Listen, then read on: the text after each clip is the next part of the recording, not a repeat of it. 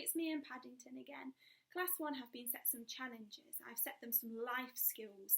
And in this book, Paddington minds the house. He practices some life skills as well. But as you can imagine, he gets in a bit of a mess. I hope you haven't got in a mess at home when you're practicing your life skills. One morning, Mrs. Brown and Mrs. Bird went out for the day and left Paddington to look after the house. "I shall wash up all the breakfast things while you're gone," he said, "and then, if I have any time left over, I may do some spring cleaning." "Oh dear," said Mrs. Bird, "I don't like the sound of that." As soon as the others had gone, Paddington set to work. He washed all the breakfast cups and saucers and plates and put them on the rack to dry. He then did the dusting, and after that he washed the dusters and the towels and hung them up to dry. When he'd finished hanging up the dusters and towels, he started making a special chocolate cake as a surprise for Mrs. Brown and Mrs. Bird when they got back. Paddington liked cooking, and he was soon busy mixing flour and cocoa and sugar and milk together in a large bowl. It wasn't until he put his paw in the mixture to make sure it tasted as it should that he saw he'd made a mess with the flour and cocoa. Worse still, the floor felt crunchy under his feet where he'd spilt some sugar, and he got the vacuum cleaner out. That was when his troubles started.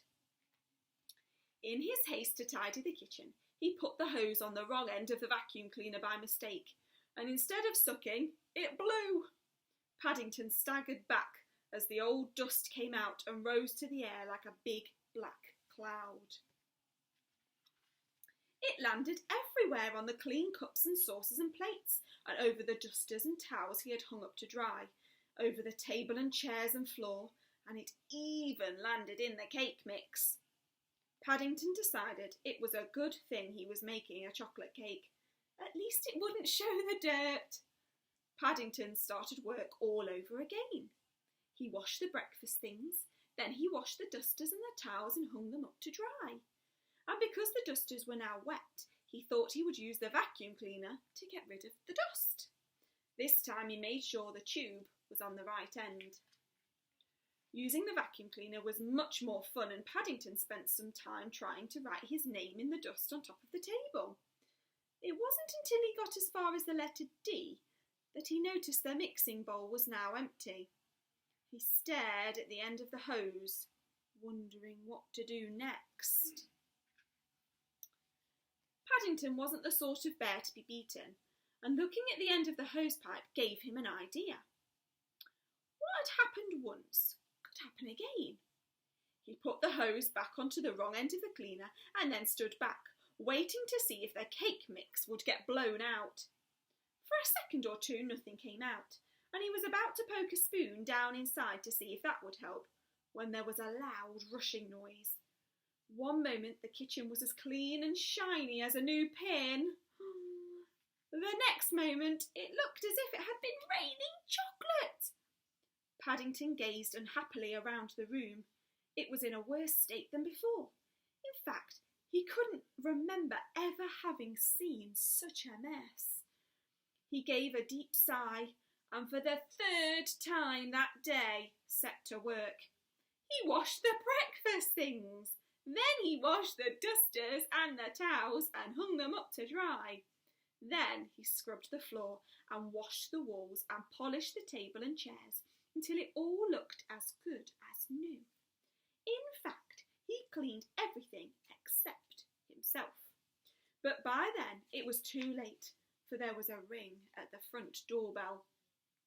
"Paddington!" cried Mrs. Brown. "Whatever have you been up to? Are you all right?